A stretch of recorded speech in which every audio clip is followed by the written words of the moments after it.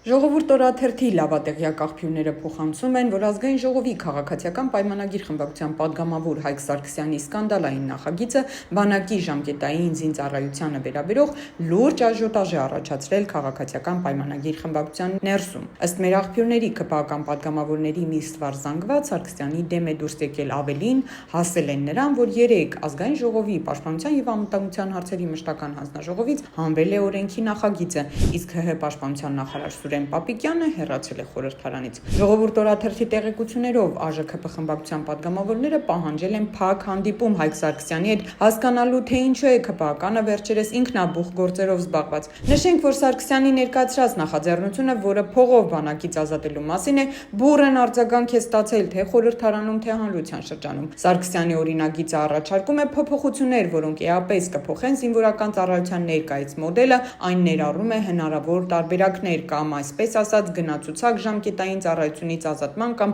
փոխարինման համար որոշակի ֆինանսական փոխհատուցման դիմաց։ Սոցիալական ցանցերում ևս օգտատերերը մեղադրում են իշխանությանը բանակը մատուցվող ծառայության վերածելու փորձի համար։ Մի շարք քաղաքացիական նախաձեռնություններ արդեն կոչ են արել հրաժարվել նախաձեռնությունից։ Ինքը Հայկ Սարգսյանը այս քննադատություններին ի պատասխան հայտարարում է, որ օրինագիծը դեռևս մշակվում է եւ վերջնական տարբերակը ենթակա է հանրային մասնագիտական քննարկման։ Նրա խոսքով նպատակն է ստեղծել արդարացի եւ արդյունավետ համակարգ, որը կսատարի բանակի բարեփոխումներին։ Այս պատգամավորը լավ չի հասկացել, որ բանակ գնալը պարտադիր է եւ կոչվում է պարտադիր զինծառայություն։ Երևի ԿՊ-ում այս տարրական բացատրական աշխատանքները կտանեն Հայկ Սարգսյանի հետ։